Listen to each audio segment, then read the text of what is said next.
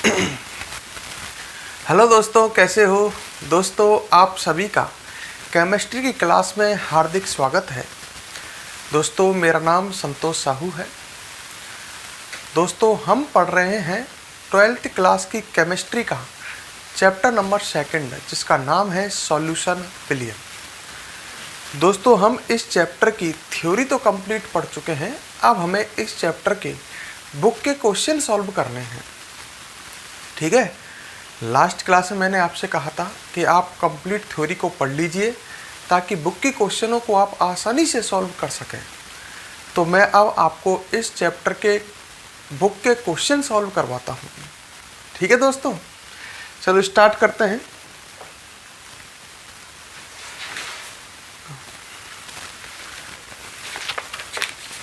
हाँ, बुक के question number 1, billion को परिभाषित कीजिए। आपसे जिन क्वेश्चनों के लिए लिखने के लिए कहा जाए, आप केवल उन्हीं क्वेश्चनों को कॉपी में सॉल्व करना। क्लियर।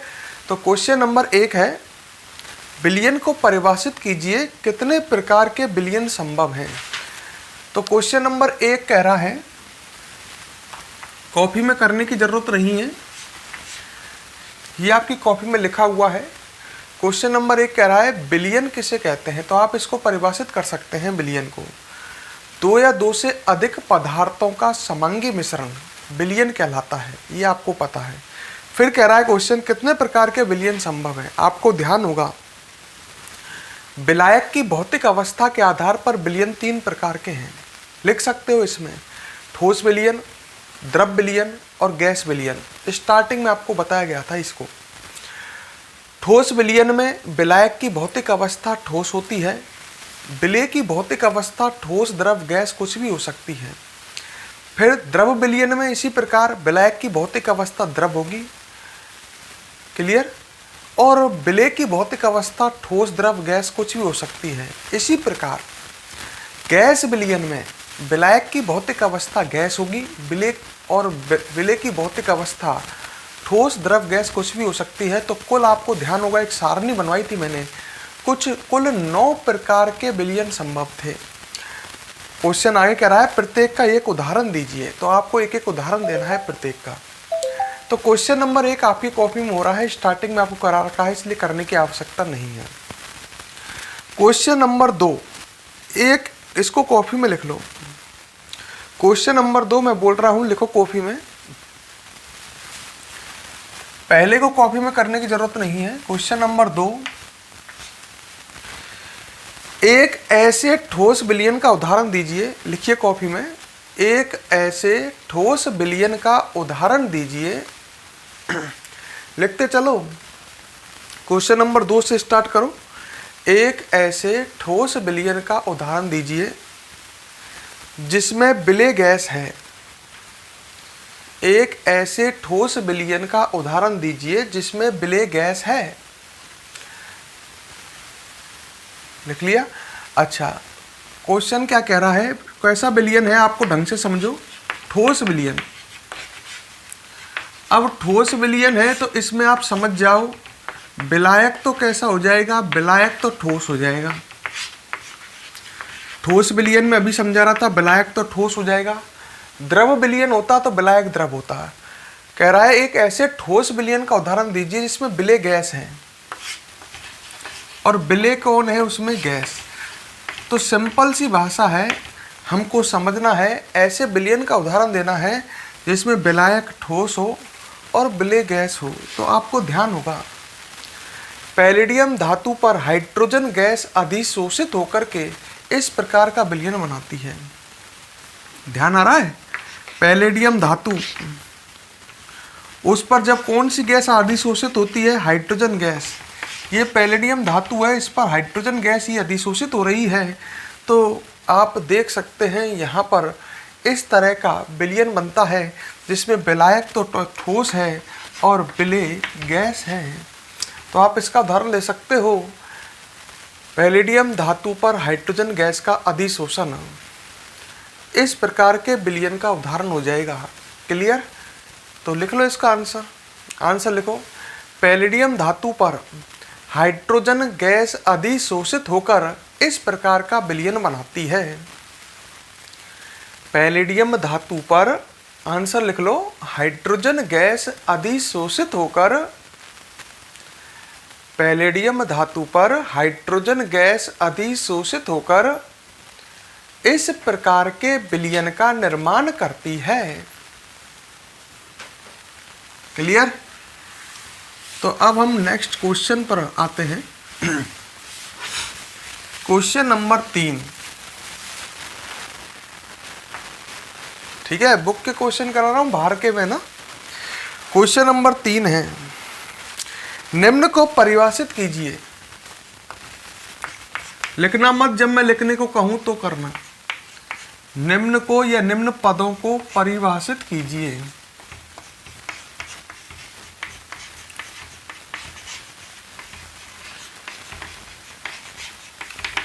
ठीक है, परिभाषित क्या क्या करना। मोलन्स परिभाषा आपके कॉपी में लिखी हुई है, इसलिए छोड़ दो, इसे मत करो। नंबर 2 मोललता और नंबर 3 मोलरता और नंबर 4 द्रव्यमान प्रतिशत। ये सभी आप देखो, सब सांद्रता ही तो है, ये इन्हें परिभाषित करना है। ध्यान है? तो इन चारों की डेफिनेशन आपकी कॉपी में लिखी हुई है, इसलिए इन्हें छोड़ देते हैं। क्वेश्चन नंबर 3 को लिख रही है आपकी कॉपी में, इनकी डेफिनेशन लिख रही है, देख लो पढ़ने पलट करके। अब हम पढ़ते हैं क्वेश्चन नंबर 4 पर। लिखो इसको कॉपी में, जो मैं कहूँ उसको ही कॉपी में लिखो, है ना। क्वेश्चन नंबर 4 कॉपी में लिखो। प्रयोगशाला कार्य के लिए, मैं बोल रहा हूँ क्वेश्चन लिखो संग संग। प्रयोगशाला कार्य के लिए प्रयोग में लाए गए, प्रयोगशाला कार्य के लिए प्रयोग में लाए गए,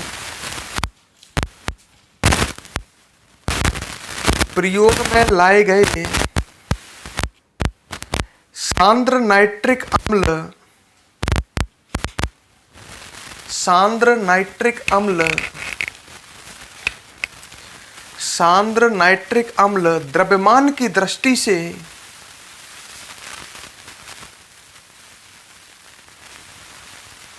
द्रव्यमान की दृष्टि से सांद्र नाइट्रिक अम्ल द्रव्यमान की दृष्टि से नाइट्रिक अम्ल के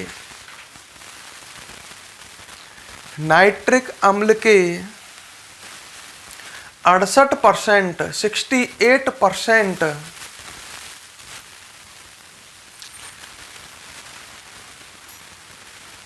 का जलीय विलयन है, का जलीय विलयन है। लिख लिया? आगे लिखो, यदि इस विलयन का घनत्व, यदि इस विलयन का घनत्व 1.50 ग्राम मोल इनवर्स है, 1.50 ग्राम मोल इनवर्स है, तो अम्ल के नमूने की मोलरता क्या होगी? अम्ल के नमूने की मोलरता क्या होगी? चलो अब इस क्वेश्चन को करते हैं। ठीक है, क्या आप करोगे? करोगे आप? चलो देखते हैं, मैं आपको समय देता हूं कुछ, आप करके बताइए इसका क्या आंसर आता है। रफ में कीजिए।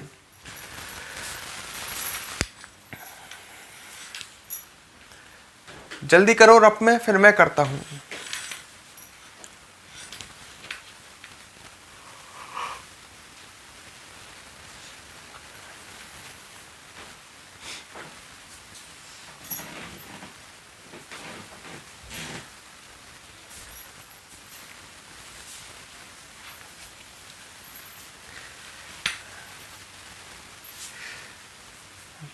अपना करो, आंसर डालो। वीडियो को पॉज करके करो भाई, जितना टाइम नहीं है अपने पास। वीडियो को पॉज करो और फिर अपना करो। चलो मैं करता हूं अब। हाँ, उसने कहा है प्रयोगशाला कार्य के लिए प्रयोग में लाए गए शांत नाइट्रिक अम्ल द्रव्यमान की दृष्टि से नाइट्रिक अम्ल के 68% का जलीय विलयन है। तो उसमें लिख रहा है द्रव्यमान की दृष्टि से 68% का जलीय विलयन है। मतलब हमें दे रखा है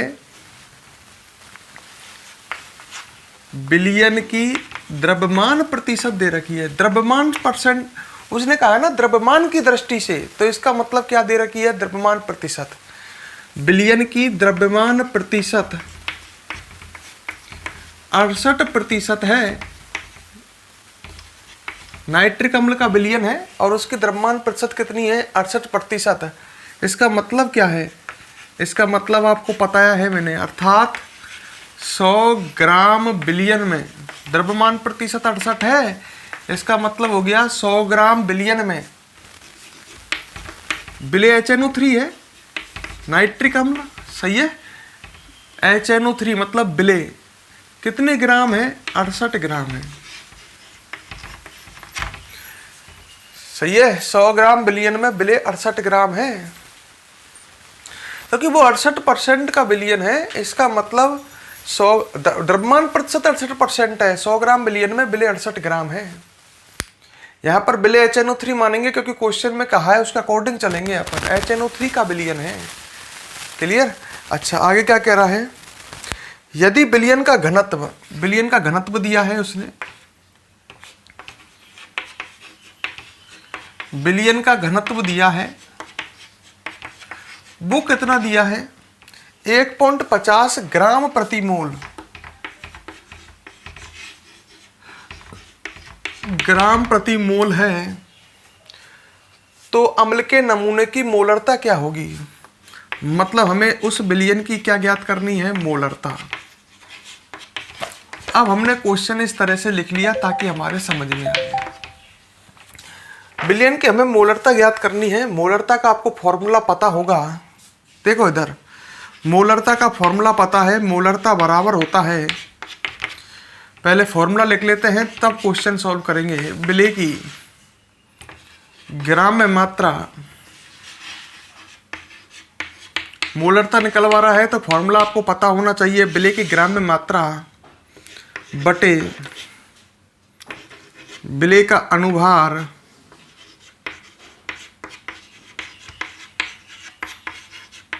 इनटू विलयन का आयतन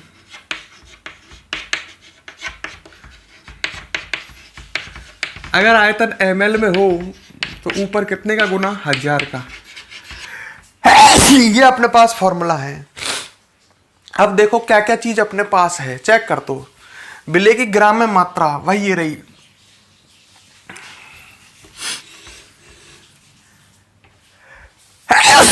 विलय HNO3 को मानेंगे।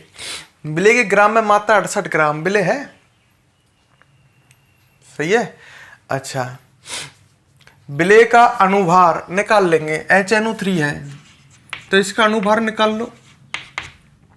हाइड्रोजन का परमाणु भार 1, नाइट्रोजन का परमाणु भार 14 और ऑक्सीजन का परमाणु भार 16, तो 3 का कितना हो जाएगा, 16 3 48 है। 8 4 12 और 1 13, हासिल लगी 1 4 5 6, सही है। तो कितना आ रहा है, 63 आ रहा है क्या, 8 4 12 और 1 13, हासिल लगी 1 4 5 6, 63 आ रहा है, सही है। तो हमें निकालना है, विलय की ग्राम में मात्रा है हमारे पास 68, विलय का अनुभार है, विलयन का आयतन देखो नहीं है, विलयन का घनत्व है और विलयन का द्रव्यमान है 100 ग्राम विलयन, सही है। तो हमारे पास विलयन का घनत्व है, विलयन का द्रव्यमान है 100 ग्राम विलयन, तो विलयन का आयतन हम निकाल लेंगे।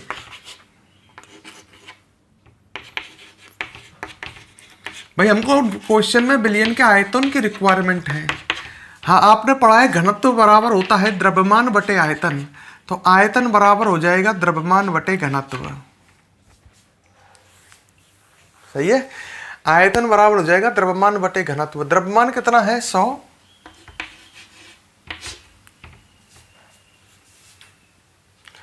द्रव्यमान 100 है, 100 ग्राम, घनत्व है 1.50। सही है, ग्राम।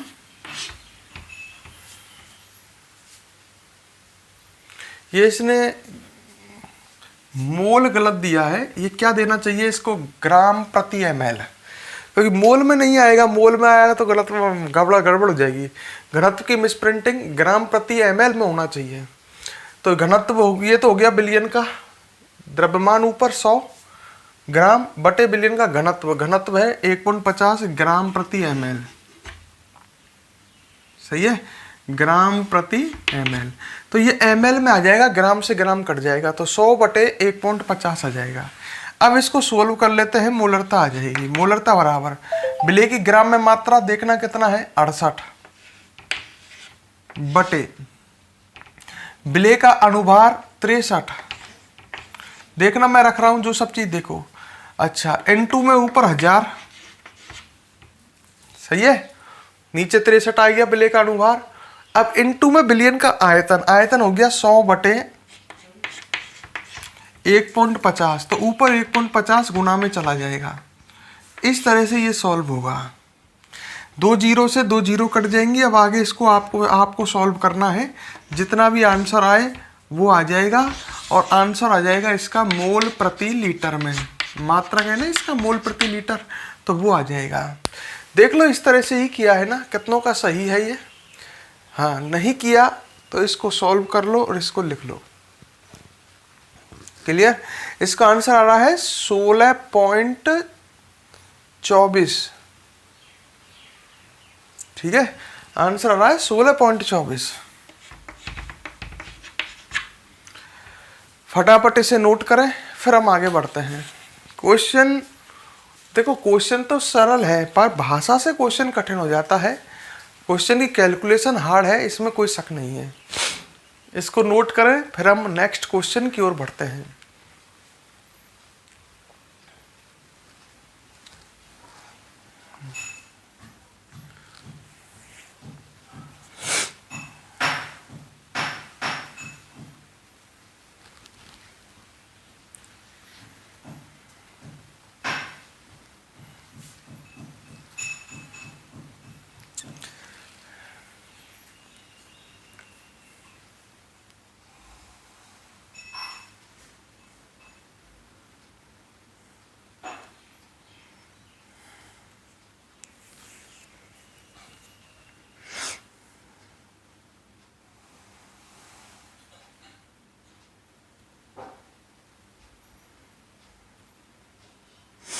फटाफट नोट करें।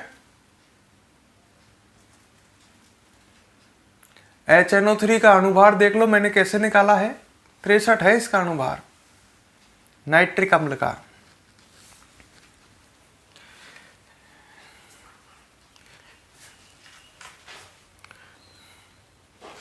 चलो नेक्स्ट क्वेश्चन की ओर बढ़ते हैं। Question number 5। वीडियो को पॉज कर लिया करो भाई, टाइम ज्यादा लगेगा नहीं।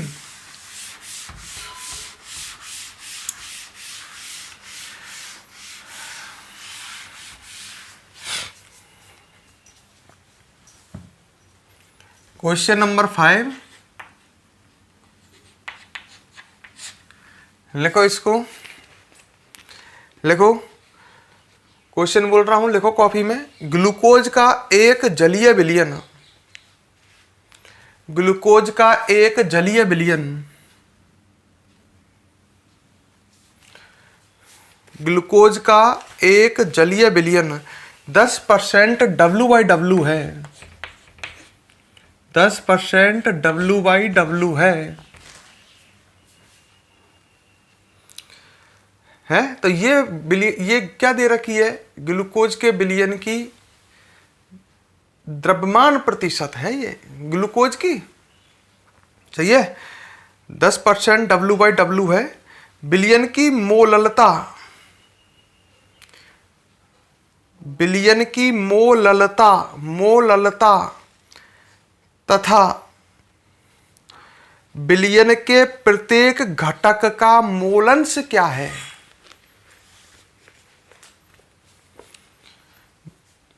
विलयन की मोललता तथा विलयन के प्रत्येक घटक का मोलंश क्या है?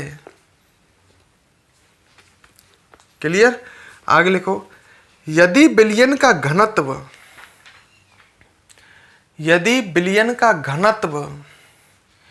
1.2 ग्राम प्रति ml है, 1.2 ग्राम प्रति ml है, तो विलयन की मोलरता क्या होगी?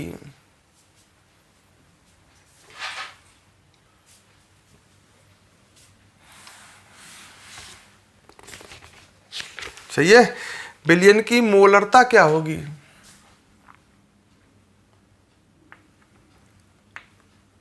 क्लियर?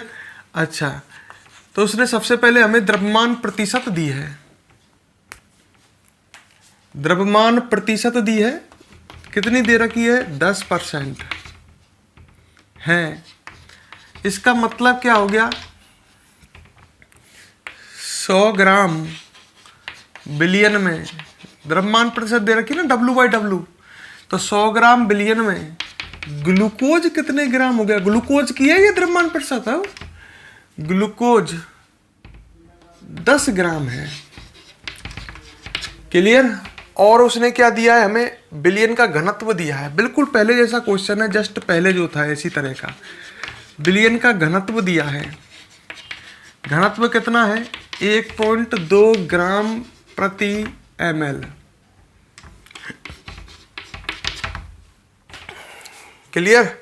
तो विलयन की मोलरता क्या है? हमें क्वेश्चन में 3 चीज पूछी है। विलयन की मोलरता, तो सबसे पहले तो हम क्वेश्चन का फर्स्ट सॉल्यूशन करते हैं।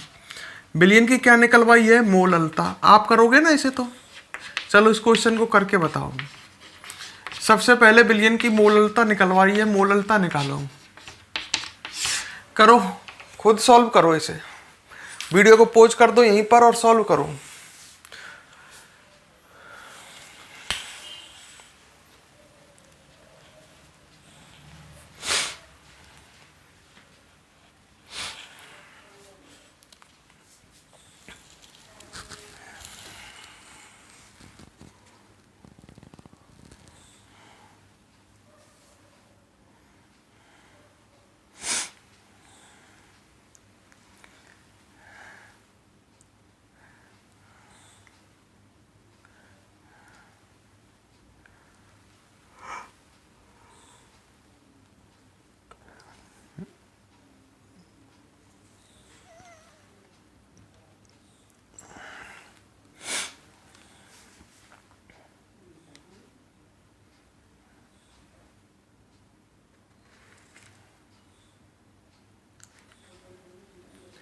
जल्दी करो, तीनों क्वेश्चन 3 पोर्शन है इसमें। मोलरता भी निकालनी है, प्रत्येक घटक का मोलंश भी निकालना है और मोलरता भी निकालनी है। तीनों चीज निकालो।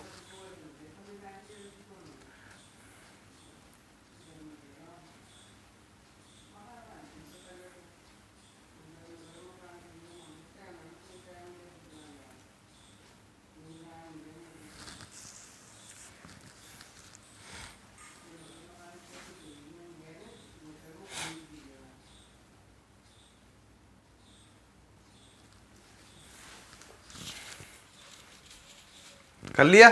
चलो मोलरता निकालते हैं। Question mark. मोलरता का फॉर्मूला देखो पहले। मोलरता का स्मॉल m सिंबल हो गया। फॉर्मूला है विलय की ग्राम में मात्रा। पहले फॉर्मूला लिखा करो, बटे विलय का अनुभार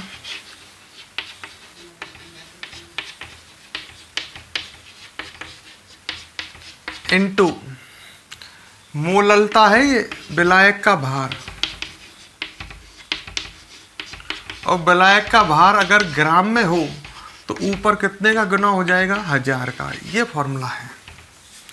मोललता निकालते हैं, विलेय की ग्राम में मात्रा। उसने कहा है विलेय ग्लूकोज ही तो है, ग्लूकोज 10 ग्राम है, तो विलेय की ग्राम में मात्रा 10 आ गई, ऊपर इंटू में 1000 है ही है, बटे विलेय का अनुभार, ग्लूकोज का अनुभार निकालना है। अनुभार निकाल लो, ऊपर कर देता हूँ C6H12O6, ये ग्लूकोज का फॉर्मूला है।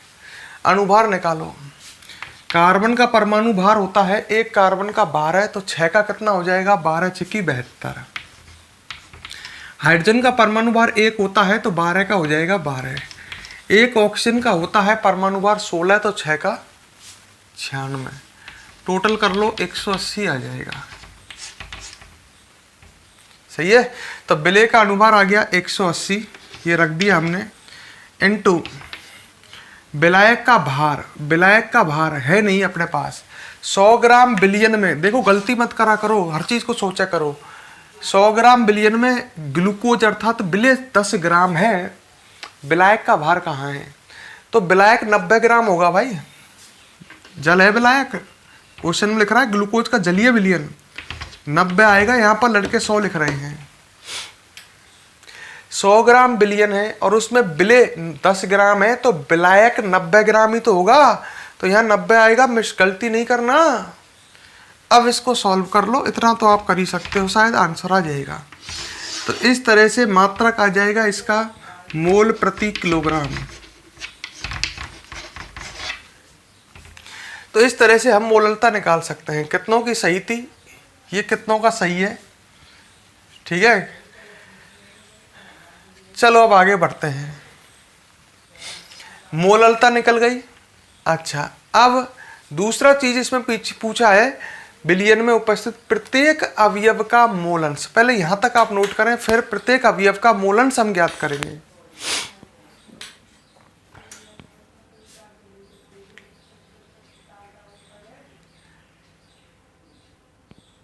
पहले इसे नोट करें। अब हम प्रत्येक, अब क्वेश्चन नंबर 2 इसके सेकंड पार्ट पर मैं कहूँ ना वीडियो को पॉज कर लिया करो, तो कर लिया करो, पॉज करके नोट करो। क्लियर। अब हम इसमें सेकंड पार्ट जो है, प्रत्येक घटक का मोलंश निकालना है। सही है, उसको करते हैं।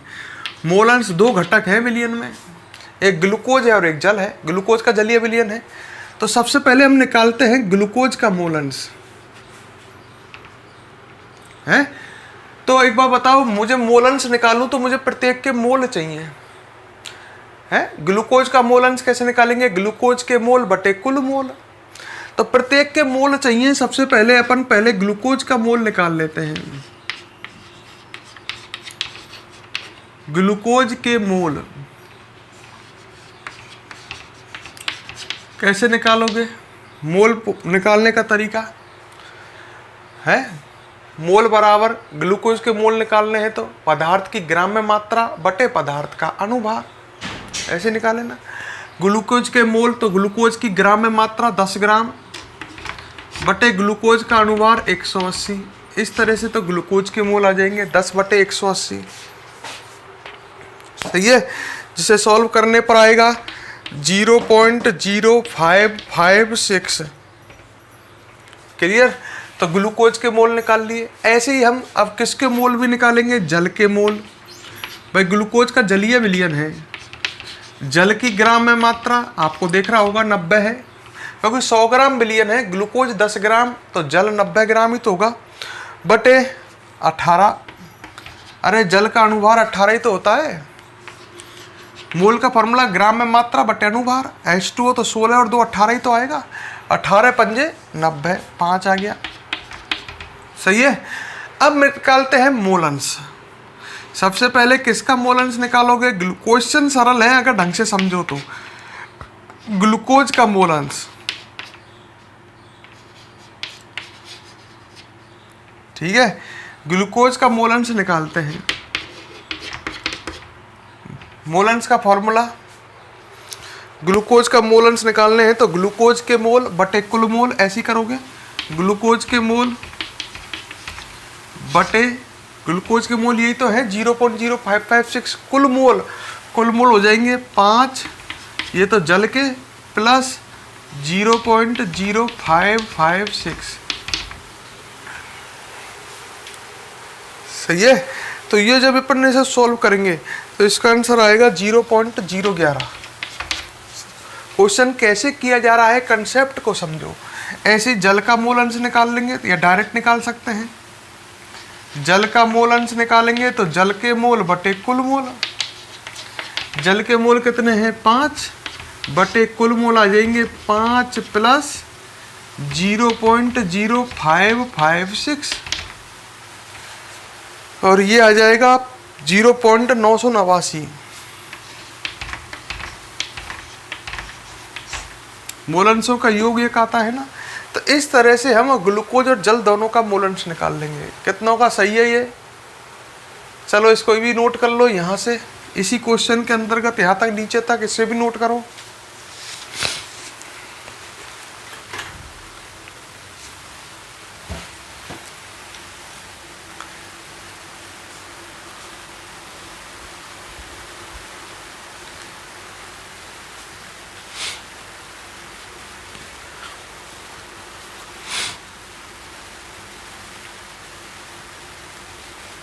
कर लिया।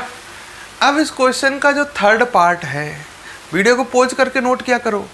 बिलियन की क्या भी निकलवाई है उसने, मोलरता।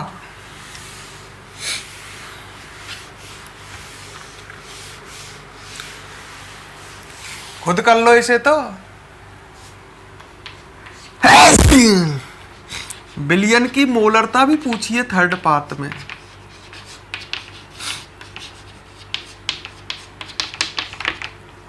मोलरता का फॉर्मूला,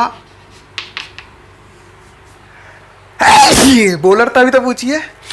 मोलरता का फॉर्मूला याद होगा, विलेय की ग्राम में मात्रा। चलो खुद करो इसे, मैं इंतजार कर लेता हूँ थोड़ी देर। मोलरता को करके बताओ मुझे, पहले भी जस्ट ऐसा ही क्वेश्चन किया है।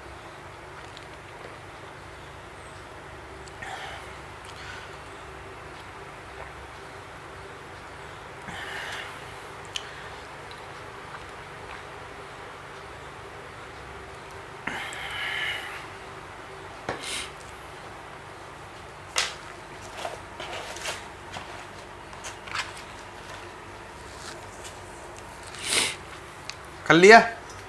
देखो मोलरता का फॉर्मूला पता ही है आपको, विलेय की ग्राम में मात्रा। मैं किस तरह से क्वेश्चन करता हूं उसको देखा करो आप। विलेय की ग्राम में मात्रा बटे विलेय का अनुभार इनटू बिलियन का आयतन।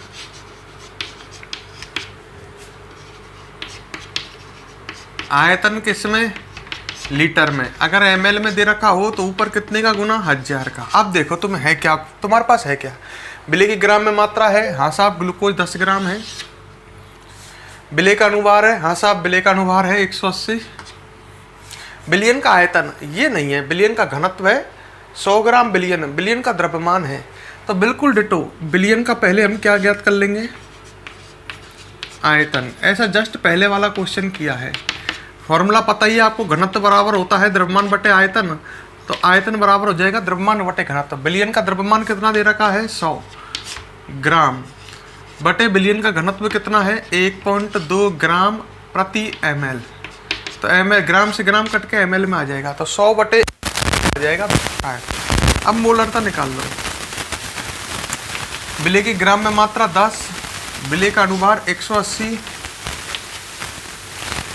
ऊपर 1000, बिलियन का आयतन ml में आएगा कितना, 100 बटे में 1.2।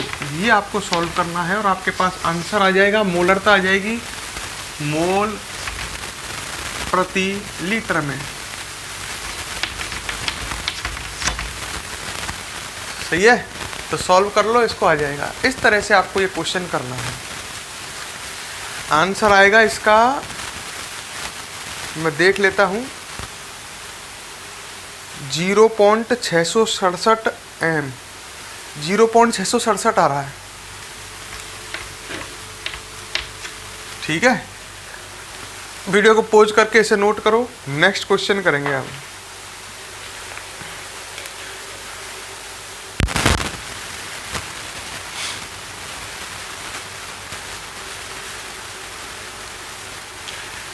ठीक है, पोज करके नोट करो और नेक्स्ट क्वेश्चन लिखो। Question number 6।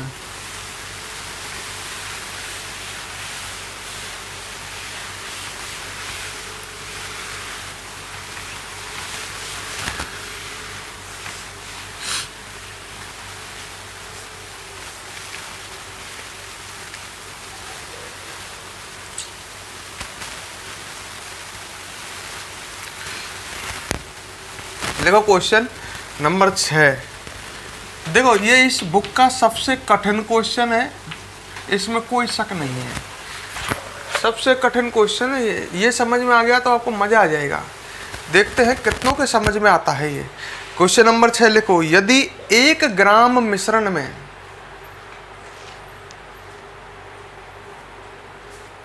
यदि 1 ग्राम मिश्रण में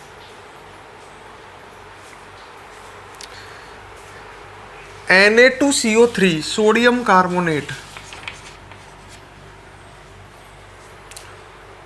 Na2CO3 और NaHCO3, देख लो बोर्ड पर, 1 ग्राम मिश्रण में Na2CO3 और NaHCO3 के मोलों की संख्या समान हो, के मोलों की संख्या समान हो,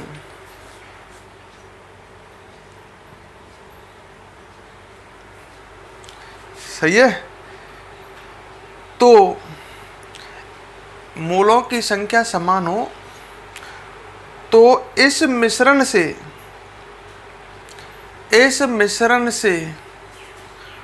पूर्णतः क्रिया करने के लिए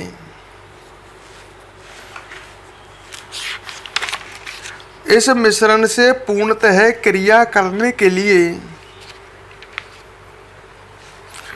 0.1 कैपिटल M, ब्लैक बोर्ड पर लिख रहा हूं मैं, पूर्णतः क्रिया करने के लिए 0.1 कैपिटल M मतलब मोलरता HCl के कितने ml, HCl के कितने ml की आवश्यकता होगी, HCl के कितने ml की आवश्यकता होगी। ठीक है, अब मैं इस क्वेश्चन को मैं करता हूं। देखो होता है नहीं, बड़ा कठिन क्वेश्चन है। क्वेश्चन की एक एक बात को समझना ढंग से। क्वेश्चन कह रहा है यदि 1 ग्राम मिश्रण, मतलब मिश्रण 1 ग्राम है, मिश्रण में 2 चीज है, एक सोडियम कार्बोनेट और एक सोडियम बाइकार्बोनेट। तो शुरू यहीं से स्टार्ट करते हैं क्वेश्चन की भाषा से। सोडियम कार्बोनेट की मात्रा प्लस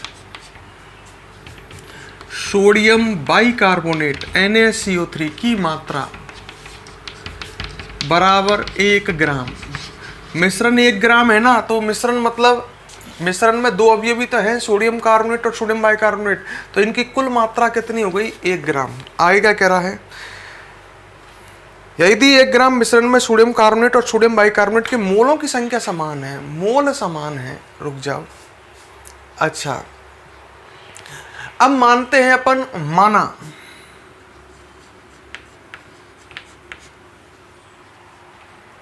सही है, माना Na2CO3 मिश्रण में x ग्राम, ये x ग्राम है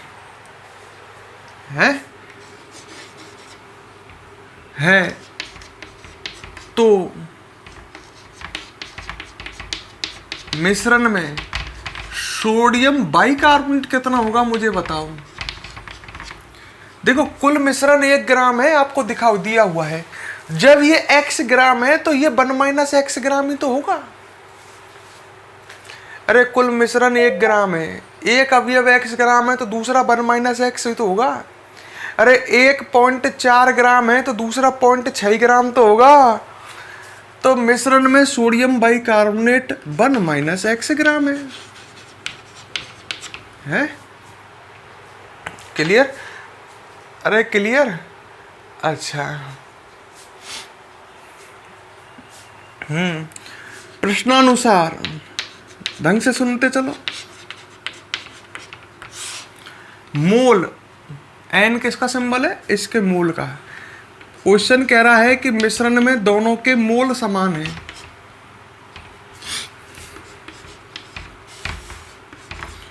मिश्रण में सोडियम कार्बोनेट और सोडियम बाइकार्बोनेट के मोल समान है। क्वेश्चन कह रहा है मिश्रण 1 ग्राम है पर उस मिश्रण में दोनों के क्या समान है, मोल। तो दोनों के मोल निकालते हैं। मोल निकालने का फॉर्मूला, सोडियम बाइकार्बोनेट के मोल निकालो तो इसकी ग्राम में मात्रा जो x मानी है हमने, बटे इसका अनुभार। अनुभार निकाल लो साइड में चाहो तो। Na2CO3 की मोल निकालना है तो मोल का फॉर्मूला है पदार्थ की ग्राम मात्रा बटे पदार्थ का अनुभार। Na एक Na का परमाणु भार 23, तो 2 का कितना हो जाएगा 46। परमाणु भार Na का 23 होता है तो 2 का 46, कार्बन का 12 प्लस 48, 3 ऑक्सीजन का। तो ये टोटल करके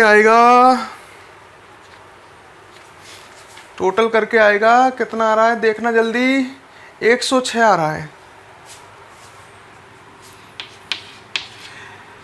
बराबर।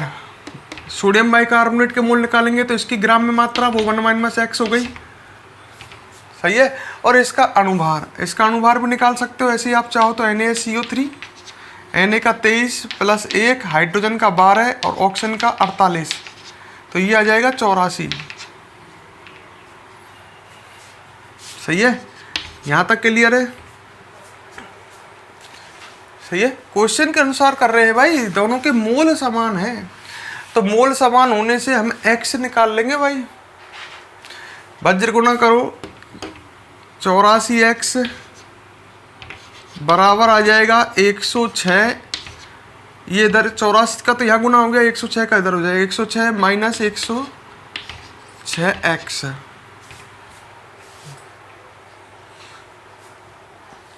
सही है क्या है।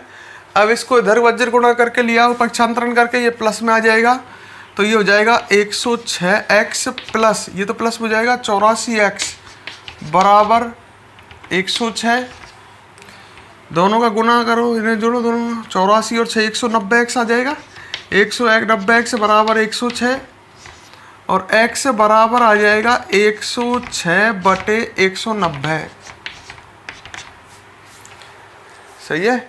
106 बटे 190 ये आ जाएगा 0.558 ग्राम।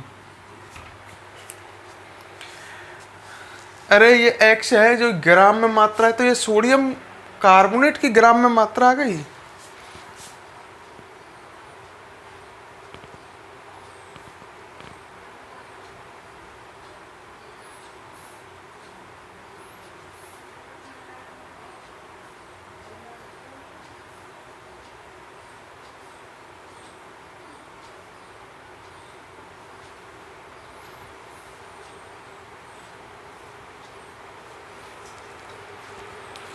सही है। तो ये तो x का मान आ गया, x का। x मतलब क्या आया है, सोडियम बाइकार्बोनेट के ग्राम में मात्रा आई है। इसको यहां तक आप नोट कर लो, फिर हम आगे बढ़ेंगे।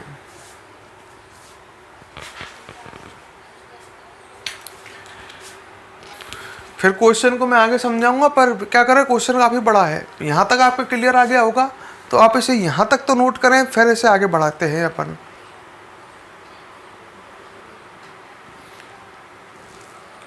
यहाँ तक समझ लो खूब ढंग से, फिर एक बार समझा देता हूँ। देखो, दो मिश्रण है वो 1 ग्राम है। अब इसमें मान लिया सोडियम कार्बोनेट x ग्राम है, तो ये हो जाएगा 1 - x sodium bicarbonate.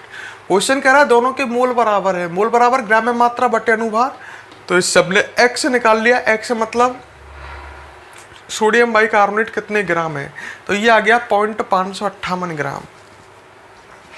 Clear, pose करके नोट करो। अब एक बात सुनो मेरी,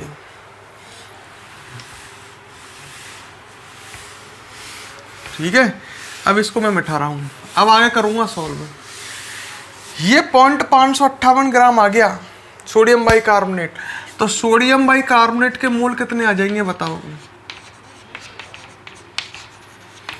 मोल बराबर ग्राम में मात्रा 0.558 बटे इसका अणुभार 106 था, ध्यान करो है। तो बटे में 106 करोगे सॉल्व करना, ये आ जाएगा 0.00526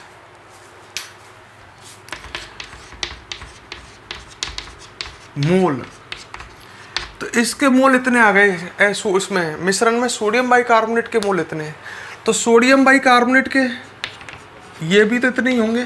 क्वेश्चन की भाषा ध्यान करो, इसके मोल भी तो इतने ही होंगे उसमें। क्वेश्चन कह रहा है दोनों के बराबर मोल हैं, तो उस मिश्रण में सोडियम कार्बोनेट के अपन ने मोल ज्ञात करे तो सोडियम बाइकार्बोनेट के मोल भी तो इतने ही होंगे। तो दोनों के मोल आ चुके हैं हमारे पास। क्वेश्चन कह रहा है उसके अकॉर्डिंग सुनो, प्रश्न में कहा है कि दोनों के मोल बराबर हैं। क्लियर? अच्छा, अब आगे क्वेश्चन में क्या कहा था उसने, चलो अब क्वेश्चन को आगे पढ़ते हैं। इस मिश्रण से पूर्णतः क्रिया करने के लिए 0.1 mScl के कितने ml की आवश्यकता होगी। अच्छा ठीक है, इस मिश्रण से पूर्णतः क्रिया करने के लिए अभिक्रिया देखो,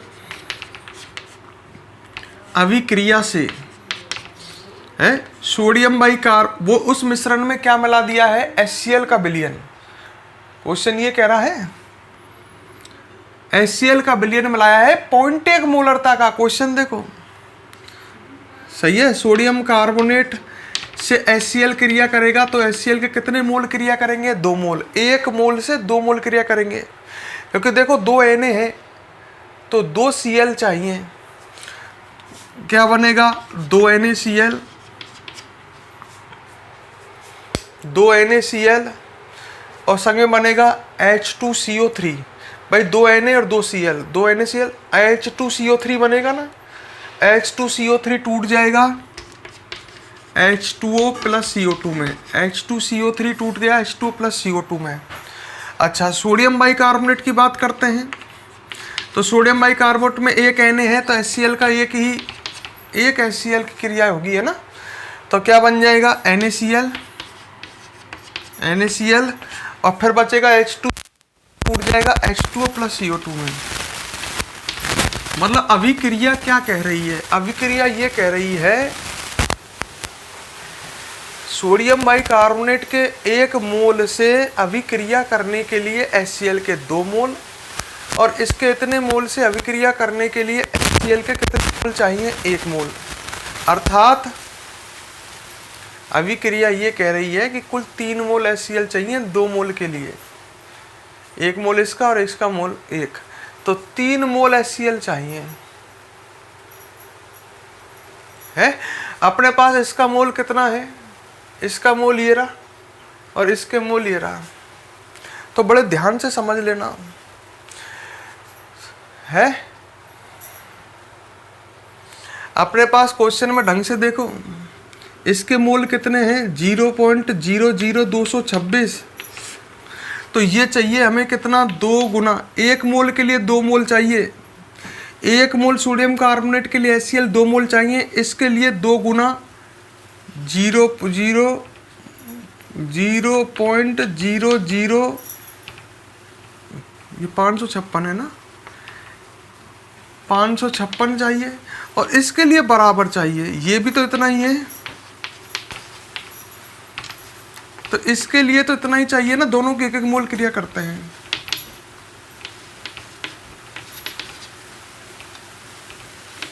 मतलब मेरी कहने का मतलब है कि हमें मिश्रण में इसका इतना मोल है, इसका इतना मोल है, तो हमें HCl कितना चाहिए, HCl चाहिए हमें 2 गुना इतना प्लस इतना। भाई ये इतना है, 1 मोल के लिए अभिक्रिया क्या कह रही है, HCl के 2 मोल चाहिए। तो 0.00556 मोल के लिए इसके 2 × 0.556 मोल चाहिए और 1 मोल के लिए इसके इतने मोल के लिए इतने मोल चाहिए। सही है। तो नीचे अपन इसमें लिख सकते हैं, बड़े ध्यान से सुनना और शब्दों को लिखना।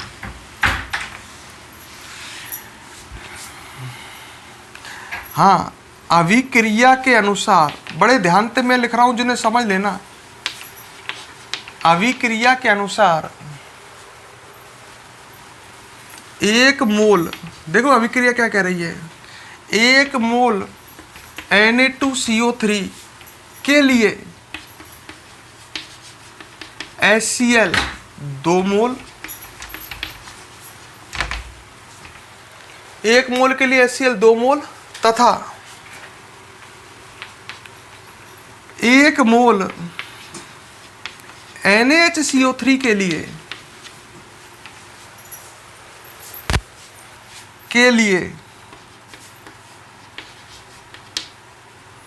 HCl 1 मोल चाहिए।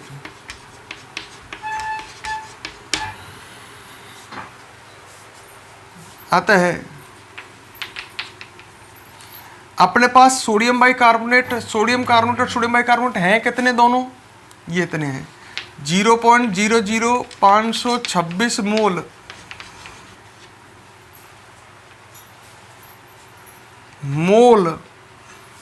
Na2CO3 के लिए। अरे एक मोल के लिए 2 मोल, तो 0.005 Na2CO3 के लिए 2 गुना 0.00526 मोल HCl के चाहिए।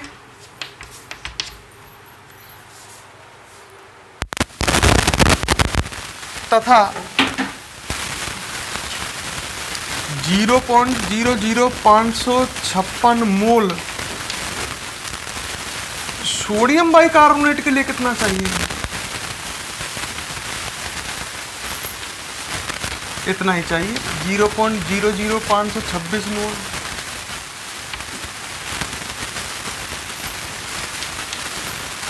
HCl चाहिए। अरे यार, 1 मोल के लिए 2 मोल चाहिए, 1 मोल के लिए 1 मोल चाहिए, तो ये दोनों अपने पास हैं कितने, इतने हैं, इसके लिए तो इतना चाहिए 2 गुना और इसके लिए इतना चाहिए। सही है, तो यहाँ तक नोट करो, फिर आगे बढ़ते हैं।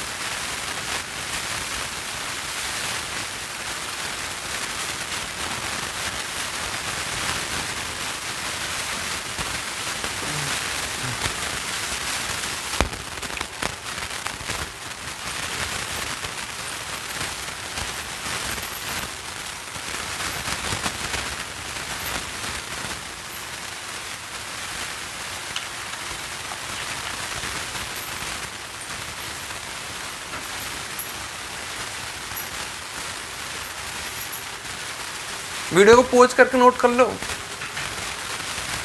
ठीक है। अच्छा, आगे बढ़ते हैं, चलो। तो मुझे तो ये बताओ HCl के कुल कितने मोल चाहिए। अतः आवश्यक HCl के मोल बराबर तो 2 गुना 0.00526 प्लस 0.00526।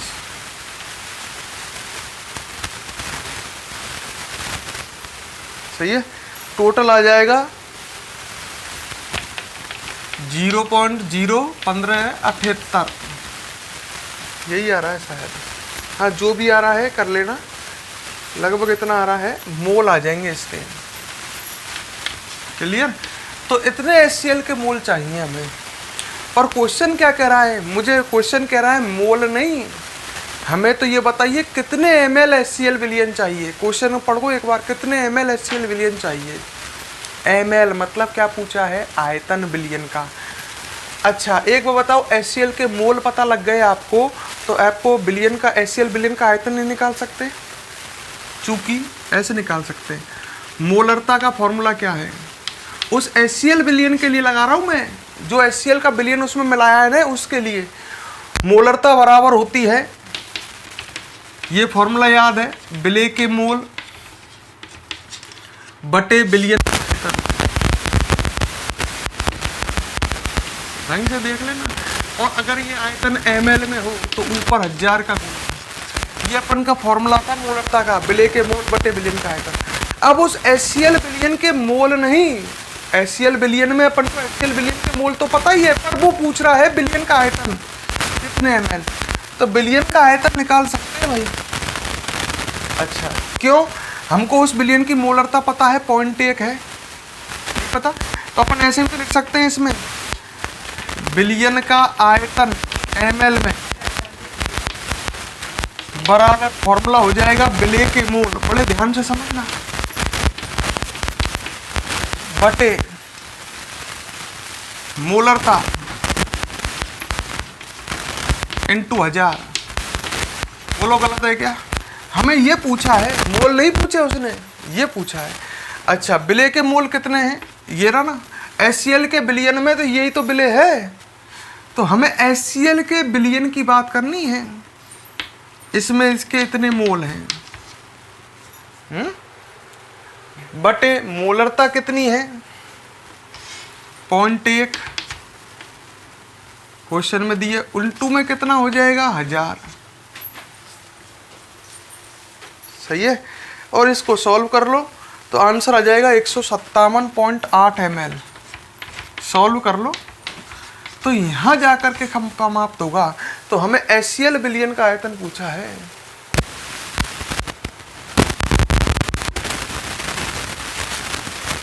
सही है, तो HCl बिलियन का इस तरह से आयतन निकलेगा।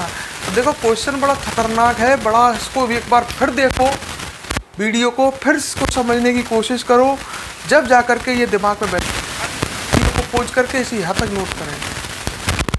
फिर एक बार रुक जाओ, फिर सुन लो, आपको ये पता लग गया कि HCl के इतने मोल चाहिए।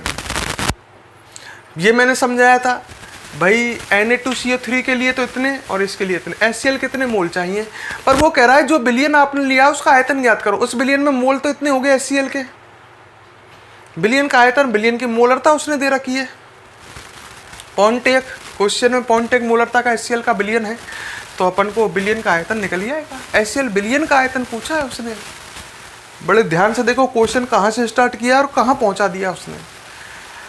तो इस तरह से ये क्वेश्चन सॉल्व होगा, बड़े दिमाग का क्वेश्चन है, फटाफट नोट करें फिर हम आगे बढ़ेंगे।